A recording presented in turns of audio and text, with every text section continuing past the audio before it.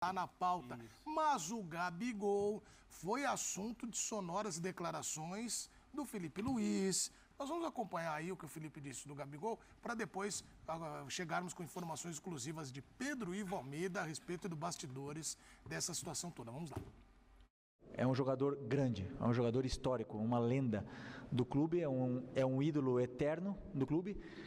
E por mais que aconteceram algumas coisas durante essa trajetória, não vão apagar a história, tudo que ele fez pelo clube. É um cara decisivo, um cara que foi muito importante para a gente, primeiro como companheiro, agora como jogador, e que ele possa sair por cima e com uma despedida fabulosa, porque ele mereceu, ele merece. Muito bem, estamos de volta e a gente viu o Felipe Luiz falando sobre o Gabigol, né? Sobre ele, é meu filho, o Gabigol é um gigante, falou isso nas últimas semanas. Mas, o Pedro, a gente viu no espn.com.br informações sobre bastidores da relação do Gabigol com o Flamengo e aqui nós vamos trazer capítulos para o nosso debate. Primeiro, a relação dele com o Felipe Luiz. O Zé, eu lembrei de você quando estava lendo a matéria do Pedro.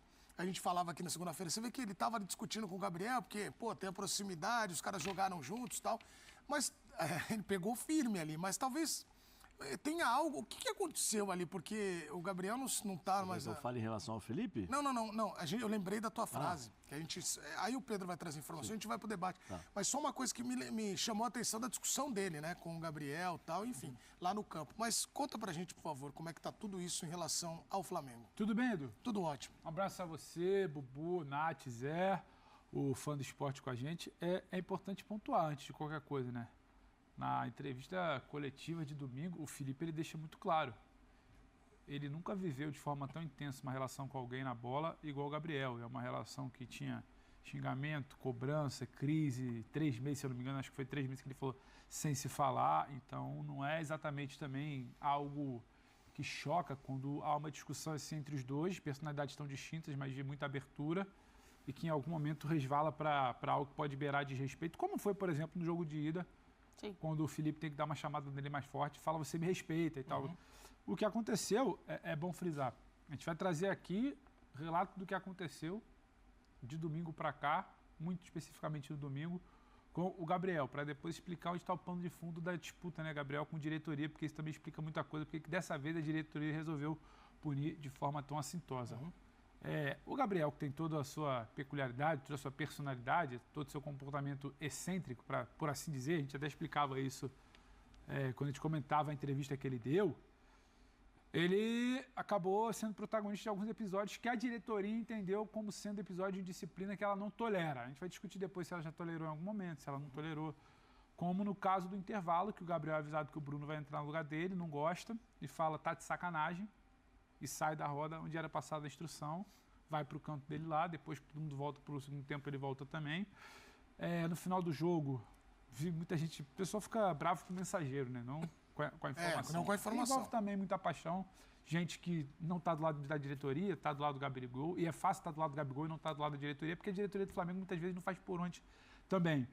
E aí, na hora da comemoração, ele chama para dar a volta olímpica, mas depois tem aquela bagunça, aquele pagode, todo mundo continua comemorando, ele vai pro vestiário numa sinalização de que aquilo ali não era algo que ele estava muito feliz. Eufórico, o recado dele. Como E depois de tudo, quando os jogadores se juntam todos e falam, vamos lá dar um banho no Felipe na coletiva, tradicional já, né? Pega o cooler de gelo, derrama no treinador campeão, ele vira e fala, eu quero que se F, sabe? Então, assim, a coisa não estava muito boa pro Gabriel.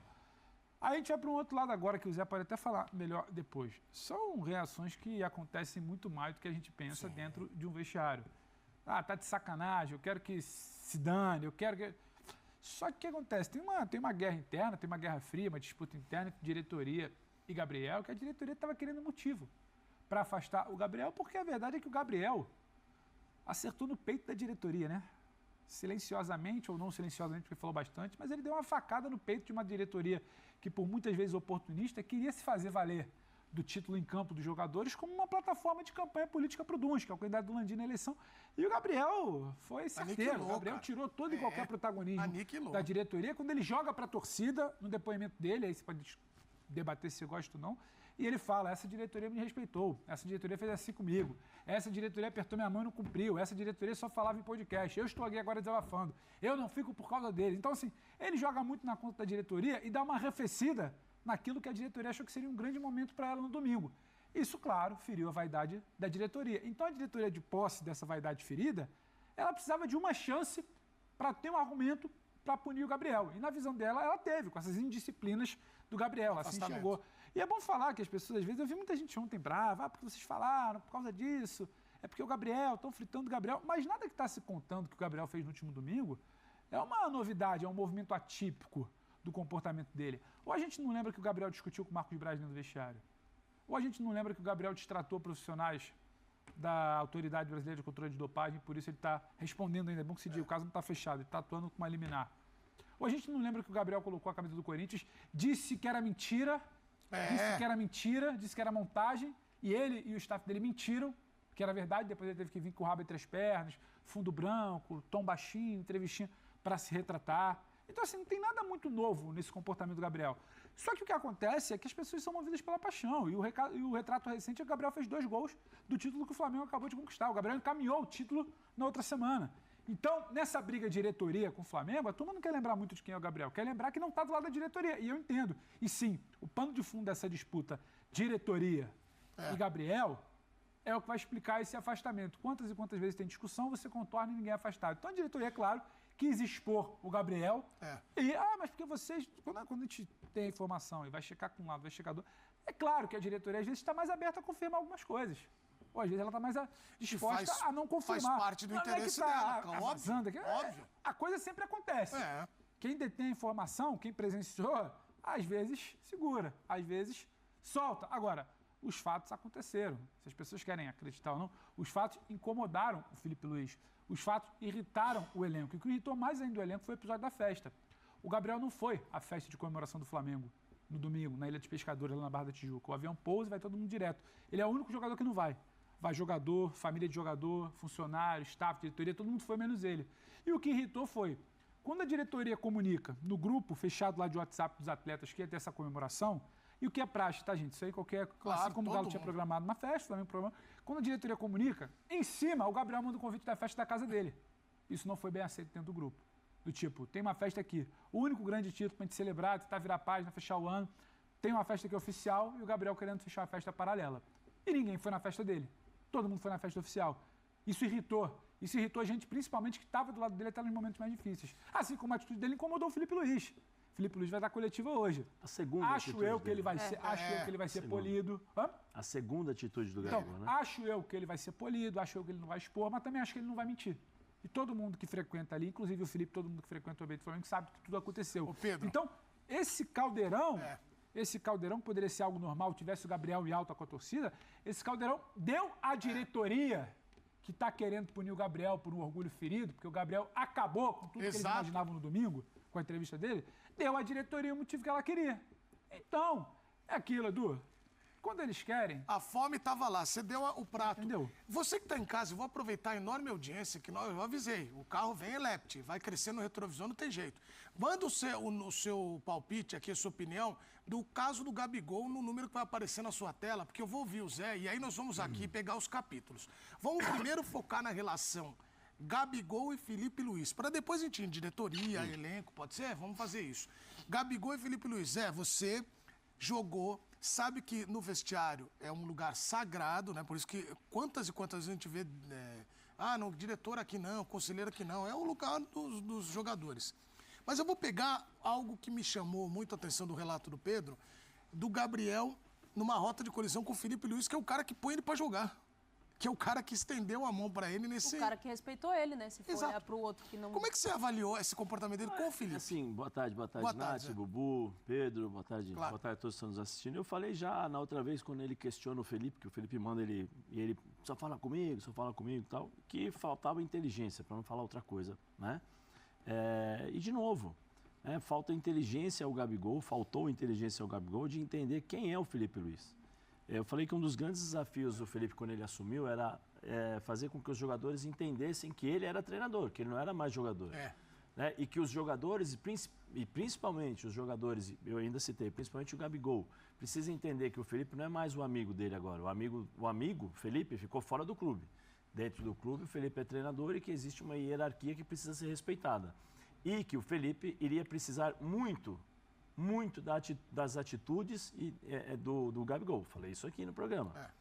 E aí demonstra, mais uma vez, que assim... o treinador me desrespeitou, no caso seria Tite, né? Porque não o colocou para jogar. Quem passou por lá antes do Tite? Pô, Vitor Pereira, Paulo Ele Souza. Paulo Souza jogou? Não. O último foi o Dorival. E ele já questionou as saídas dele, lembra? As indisciplinas de quando era sacado? Sabe? E é bom ponderar também que o Tite, enquanto teve, digamos, paciência, o saco, e eu nem concordo com essa reta final do Tite, já não falar mais com o Gabriel, coloco o Felipe para falar, mas o Tite, enquanto teve paciência, o saco, falando no português claro, abraçou muito o Gabriel, tá? Sim. Abraçou muito. A volta do Gabriel depois da suspensão, que ele consegue eliminar para voltar, o idealizador, o cara que dá o ok, que dá o aceite e que faz aquele vídeo, para mim até meio constrangido de bater palma, aplaudir. O cara tá voltando uma punição. Sim. E responsável. E bate palma, me aplaude, vai, todo mundo faz corredor.